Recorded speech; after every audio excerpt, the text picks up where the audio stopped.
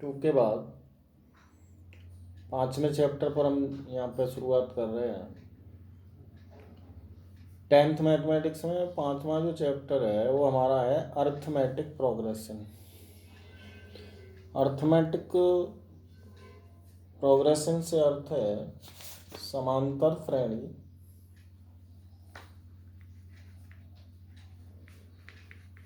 Arithmetic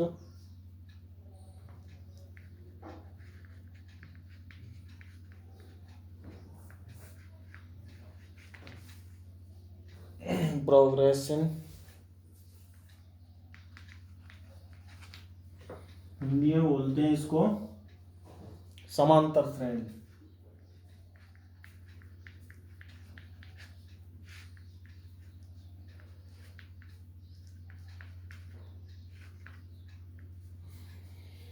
मैंने हिंदी में इसलिए लगाया कि इससे कुछ इसका अर्थ क्लियर निकलता है कि है क्या चीज़ अर्थमेटिक प्रोग्रेस। वैसे अर्थमेटिक का मतलब तो अंकगणित होता है, लेकिन अर्थमेटिक प्रोग्रेशन जो है यहाँ पे हिंदी इसका कंप्लीट शाब्दिक अर्थ है समांतर श्रेणी। और समांतर श्रेणी लिखने से मतलब ये समांतर मतलब समान अंतर पर चलने वाली जो सीरीज है उससे मतलब है हमारा। और समांतर का अर्थ है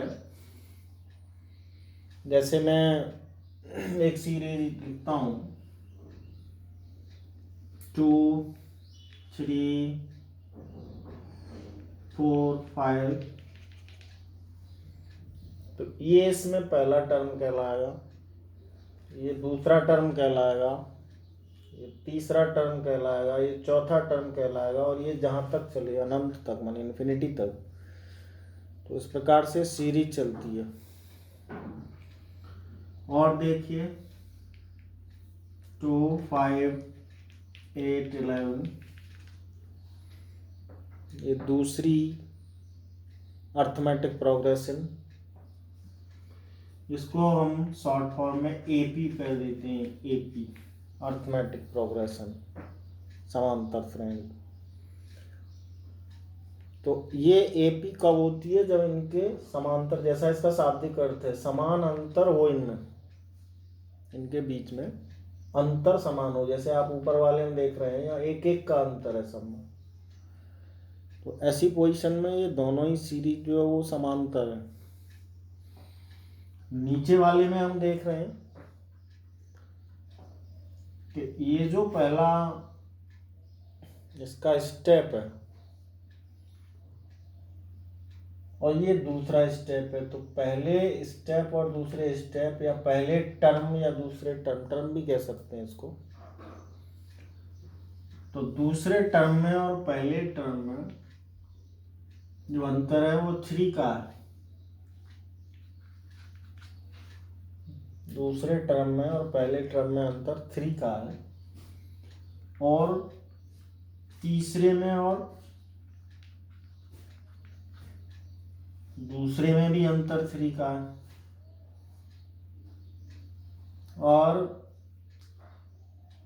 चौथे में और तीसरे में ये अंतर भी 3 का। तो ये अंतर तीनों में कैसे हुए? इक्वल, समान, कॉमन, ये तीनों में कॉमन हुए एक जैसे। तो यहां से क्या हुआ? समान अंतर की श्रेणी माने प्रोग्रेशन।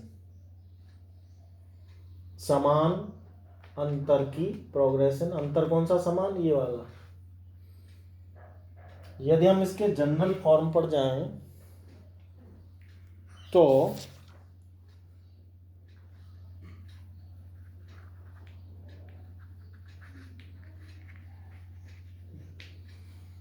जनरल फॉर्म में ये हमारा पहला स्टेप होगा A1, दूसरा A2, तीसरा A3, चौथा A4, और ऐसे करके आगे तक। जनरल फॉर्म में ही यदि हम चर्चा करें और पहले टर्म को ए मान लें, तो दूसरा जो टर्म है इसमें कुछ न कुछ जुड़ के आएगा, कुछ डिफरेंस जुड़ के आएगा। वो हमारा डिफरेंस एक जैसा होगा। तो एक जैसा हमने उसको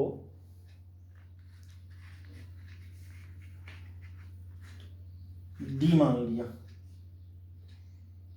अब ये क्योंकि कॉमन है, एक जैसा है, समान है, इसलिए हमने इसको नाम दिया कॉमन डिफरेंस। जो एक जैसा अंतर है, इस अंतर का नाम दिया कॉमन डिफरेंस।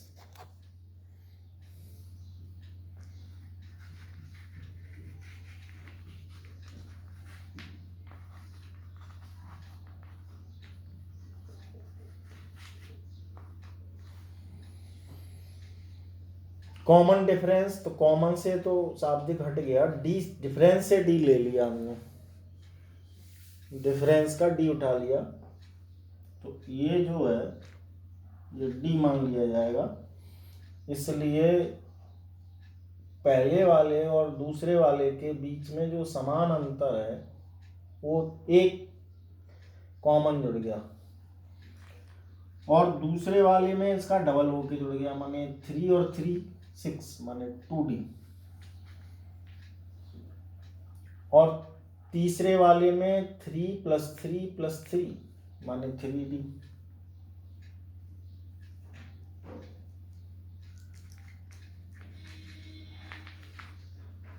तो ऐसे करके ये जो फॉर्म है ये एपी की जनरल फॉर्म कहलाएगी, ये एपी की जनरल फॉर्म।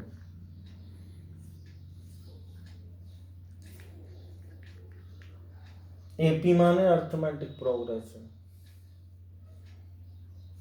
अर्थमेटिक प्रोग्रेस माने जिनमें अंतर समान चलता हो। हर जगह आप राइट टू लेफ्ट घटाएंगे, राइट टू लेफ्ट घटाएंगे, राइट टू लेफ्ट घटाएंगे, तो ये अंतर समान निकलेगा। इसलिए हम इसको समांतर श्रेणी, इंग्लिश में कॉमन डिफरेंस को मिला करके अर्थमेटिक प्रोग्रेशन कहेंगे। तो इसलिए मैंने ये हिंदी शब्द इसलिए लिखा था कुछ समझ में आएगा ये है क्या चीज़। और ये कहाँ तक चले, ये डॉट डॉट डॉट आगे हो रहा है, तो कितने टर्म तक चले, माने हम जहाँ तक इसको चाहें तो इनफाइनाइट तक चलेगी। इनफाइनाइट टर्म का अर्थ है हम 10 तक चाहें तो 10 तक चले, 20 तक चाहें 20 तक चले, 100 तक चाहें 100 तक चले, और ज़्यादा चाहें उतना चले, कम चाहें कम चले। तो इनफाइनाइट का मतलब होता है जैसी गिनती हम चाहें वहाँ तक। तो ऐसा जो सिस्टम है वो अर्थमेटिक प्रोग्रेशन कहलाता है। इसकी जो लिमिट है वो इन्फिनिट तक जा सकती है। और ये जो आप देख रहे हैं इसका ये अर्थ हुआ कि हमारा पहला टर्म a1 जो है वो a के बराबर हो गया, दूसरा टर्म a2 a + d के बराबर हो गया, तीसरा टर्म a3 a + 2d के बराबर हो गया, और अगला a + 3d, ऐसे करके बढ़ता हुआ चला जाएगा। तो यहाँ से देखने को क्या मिल रहा है,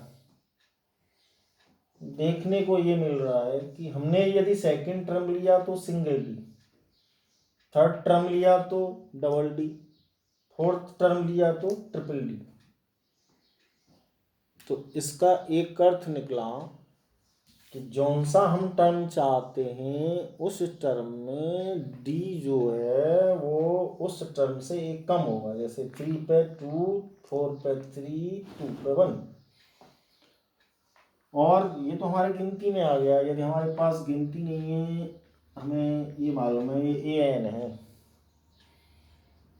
तो ये तो कॉमन हो गया सब में। ये जो है d एक कम हो गया, माने जितना हम संख्या यहाँ ले रहे हैं उससे एक कम, जितनी हम यहाँ ले रहे हैं उससे एक कम। तो इसका जो जनरल फॉर्मूला है वो ये बना, nth टर्म माने 10वां टर्म है तो n की जगह पर 10 लग जाएगा, 9 टर्म है तो n की जगह पर 9 लग जाएगा, 50 टर्म है तो n की जगह पर 50 लग जाएगा। और दूसरा अर्थ ये है कि यहाँ d जो है उससे एक कम आएगा। या 50 लेते हैं तो 49 आएगा, या 48 लेते हैं तो 47 आएगा, 100 लेते हैं तो 99 आएगा। ऐसे ही एक एक कम d यहाँ पे चल रहा है। अब हम यदि एक्सरसाइज की बात करें तो एग्जाम्पल हम खुद पढ़ते रहेंगे टेक्स्ट बुक से, तो कुछ कुछ समझ में आने लगता है, कुछ और जब समझते हैं तो और अच्छा समझ में आने लगता है। एक्सरसाइज पर मैं चल रहा हूँ, इसके जो सॉल्यूशन है इसमें हम खुद देख सकते हैं उसको।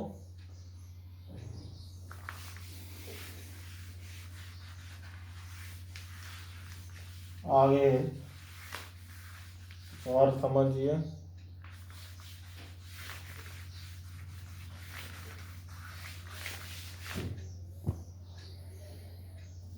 5.1 के क्वेश्चन 1 में केवल ये पूछा गया है, in which of the following situation does the list of numbers involve make in arithmetic progression. इसमें ये अर्थमेटिक प्रोग्रेशन किस कंडीशन में बनेगी और किस में नहीं बनेगी, ऐसे 4 ऑप्शन दिए गए हैं इसमें। फिर यहाँ ये भी पूछा गया है कि बनेगी तो क्यों बनेगी और नहीं बनेगी तो क्यों नहीं बनेगी। तो मैंने अभी यहाँ समझाने की कोशिश की है कि AP जब ही मानी जाएगी जब D इक्वल चलता चलेगा। D इक्वल चलता नहीं चलेगा तो AP नहीं होगी। तो हम यहाँ इन कंडीशनों पर पढ़ के देखेंगे कि हमारा कौन कौन से में AP कंटिन्यू चल रहा है और कौन से में AP कंटिन्यू नहीं है। जैसे पहला है the taxi fare after each kilometre when the fare is 15 rupees for the first kilometer।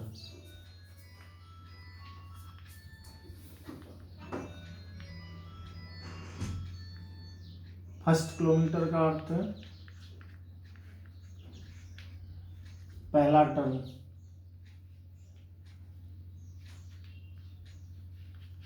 ये होगा 50। सेकंड में एक आ गया कि आगे के जितने टर्म है 8 रुपीज़ ईट एडिशनल। अगला जो टर्म आएगा उसमें एक 8 रुपये एडिशनल है, तो एक जोड़ करके 23। यदि हम तीसरा किलोमीटर लें तो पहला सेव अगले 2 में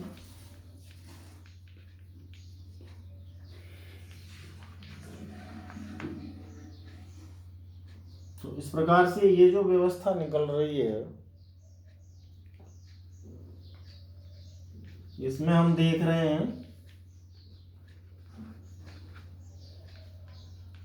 कि तीसरे किलोमीटर के लिए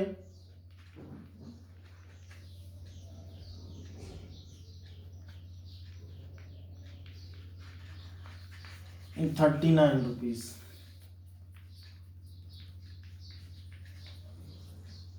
पहले किलोमीटर के लिए 15 रुपये जा रहे हैं, फिर अगले किलोमीटर में 15 में 8 रुपये एक और जुड़ गए, तीसरे किलोमीटर में 2 किलोमीटर के लिए 8 और 8 16 16 और 15 मिला के 31। फोर्थ किलोमीटर के लिए पहले ये तो फिक्स है 15, ये फिक्स नहीं है, ये पर किलोमीटर है, तो इसको जोड़ करके 8 3 जा 24 39। तो हमारे पास जो टर्म बनते हैं वो टर्म क्या बन रहे हैं, वो टर्म बन रहे हैं 23 15 31 39 ऐसे बनते चले जाएंगे। और हम इनमें देखें कि सब में इक्वल अंतर है, इसमें भी दोनों में बीच में 8 का अंतर है, इन दोनों के बीच में 8 का अंतर है, इन दोनों के बीच में 8 का अंतर है। तो इसका अर्थ हुआ कि डी सब में समान हो गया, तो हमने कहा इट इज एपी। अर्थात इन सब में सेकंड टर्म से पहला घटाएं, थर्ड से दूसरा घटाएं, फोर्थ से थर्ड घटाएं, इन सब में जो अंतर आने वाला है ये इक्वल है। इस कारण से ये एपी मानी जाएगी। और हम कोई कंडीशन ऐसी देखते हैं जहाँ इक्वल नहीं है, तो वहाँ हमारा उत्तर नॉट एपी होगा। जैसे सेकंड में हम देख रहे हैं amount of the present in cylinder when the vacuum pump removes 1/4। यदि हम वॉल्यूम को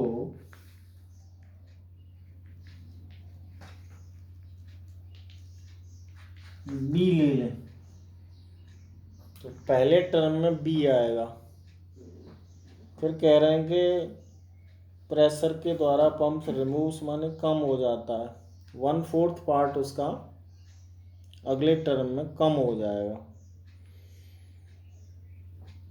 तो पहला टर्म तो ये हो गया A1 = B। सेकेंड टर्म में इसमें से इसी का 1/4 पार्ट कम हो जाएगा, तो ये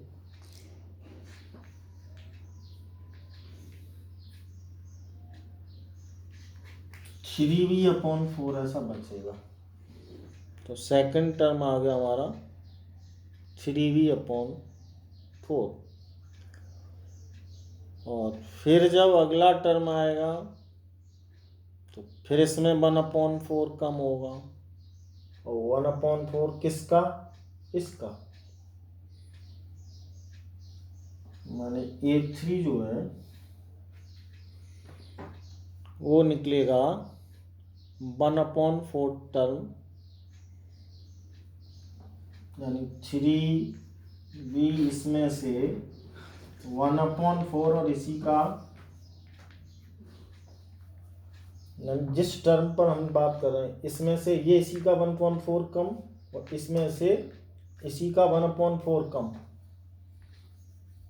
तो 3V/4 3V/16 एलसीएम 16 आएगा इसका, और ये हो जाएगा 4 × 12 9V/16। तो पहला टर्म हमारा A1V आया, उसमें से उसका 1/4 कम करके A2 3V/4 आया, फिर 3V/4 का उसी का 1/4 कम करके 9V/16 आया। तो ऐसे करके पहला टर्म, दूसरा टर्म, तीसरा टर्म आ गया। अब हम यहाँ ये तय करें कि इन दोनों में, तीनों में डिफरेंस एक जैसा है या नहीं। इनमें डिफरेंस एक जैसा है या नहीं। तो हम यहाँ से इसे कम करेंगे 3b/4 माइनस b,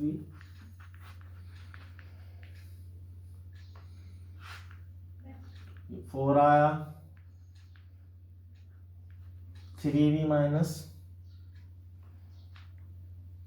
4b तो माइनस b/4। अब इसमें से इसको कम करें 9b/16 से 3b/4 कम करेंगे तो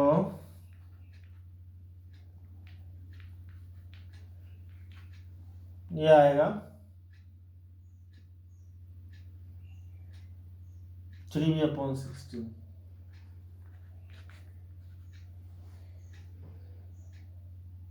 तो इस प्रकार से हम जो देख रहे हैं वो क्या देख रहे हैं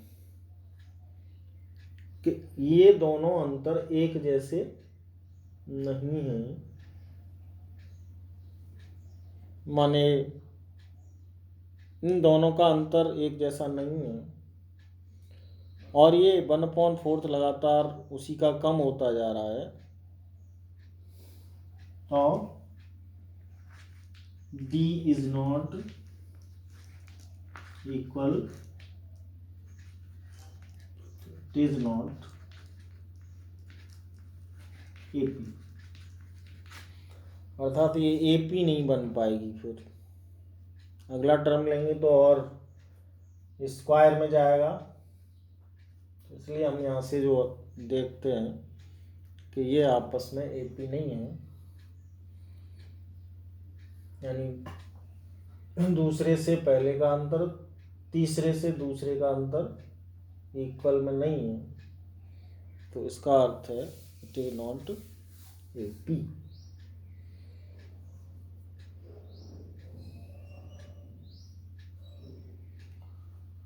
इसी प्रकार से आगे का इसका पार्ट लेंगे।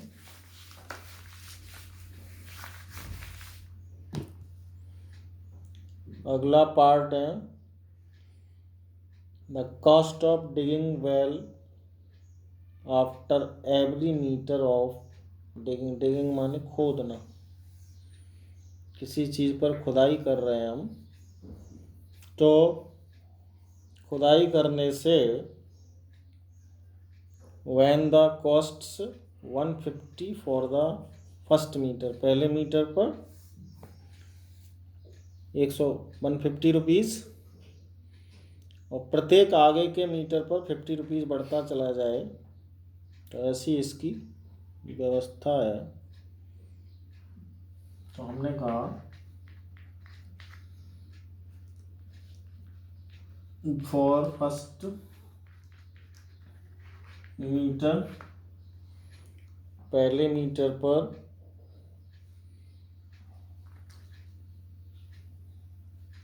₹150, सेकंड मीटर पर रुपीज हो गए 50 प्लस करके, थर्ड मीटर पर रुपीज और 50 बढ़ गए, फोर्थ मीटर पर रुपीज और 50 बढ़ गए। तो हम यहाँ क्या देख रहे हैं, हर जगह डी जो है वो इक्वल आ जाएगा।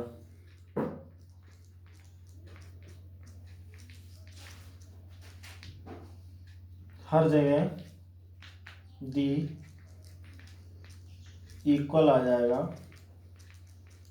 तो इसका अर्थ हुआ इट इज AP। यानी जहाँ पहले टर्म, दूसरे टर्म, तीसरे टर्म, फोर्थ टर्म, इनमें से लगातार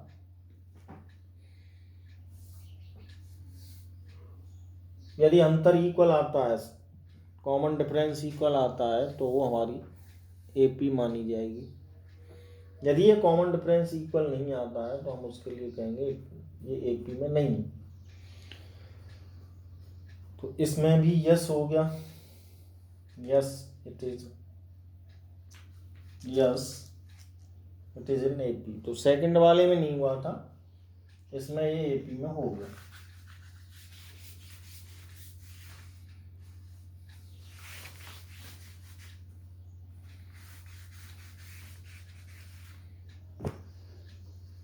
इसी के फोर्थ वाले में देखेंगे तो एक फॉर्मूला के अकॉर्डिंग ये चलेगा, जिसमें हम देख रहे हैं the amount of money in the account every year when 10,000 deposited at compound interest. हमने जो है 10,000 डिपॉजिट किए कंपाउंड इंटरेस्ट के हिसाब से, जिसमें हमारी जो रेट है परसेंटेज की वो 8 है, और पर ईयर चल रही है ये। तो बताना है कि इस व्यवस्था में एपी बनेगी या नहीं बनेगी। तो इसके लिए जो फॉर्मूला होता है वो होता है A = P1 + R/100 और पावर n। ये 8th का फॉर्मूला है अमाउंट निकालने के लिए, प्रिंसिपल, रेट ऑफ इंटरेस्ट और नंबर ऑफ ईयर। यदि हम इसको इसमें रखते हैं तो क्या पाएंगे कि पहला टर्म जो है हमारा वो आएगा 10,000 1 + 8/100, यहाँ 1 आएगा। दूसरा टर्म 1 + 8/100 सेकेंड ईयर के लिए। तीसरा टर्म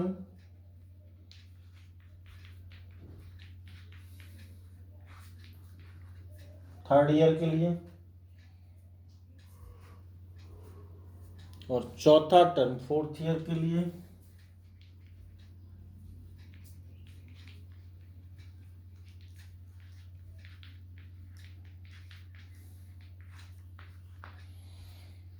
अब यदि हम ये चाहें कि इसमें से इसे कम करें, इसमें से इसे कम करें, इसमें से इसे कम करें, तो ये इक्वल आएगा ही नहीं, क्योंकि ये सब स्क्वायर में चल रहा है, और स्क्वायर में चलेगा तो ये घटाने के लिए इसको पहले सॉल्यूट करना पड़ेगा, और सॉल्यूट करने पे एक जैसा निकलेगा नहीं, एक जैसा निकलेगा नहीं, तो ये एपी आएगा ही नहीं। तो हमारा पहला जो हिसाब है, पहला जो टर्म है और दूसरा जो टर्म है, उसका कॉमन डिफरेंस जो है तो D is not equal, so that terms are not in it। ध्यान दें तो पहला हमारा प्रिंसिपल है, इसमें दूसरा है रेट ऑफ इंटरेस्ट। समय के लिए ये है कि पहले साल के लिए, फर्स्ट ईयर के लिए, सेकंड ईयर के लिए, थर्ड ईयर के लिए, फोर्थ ईयर के लिए। ये फॉर्मूला 8th वाला है।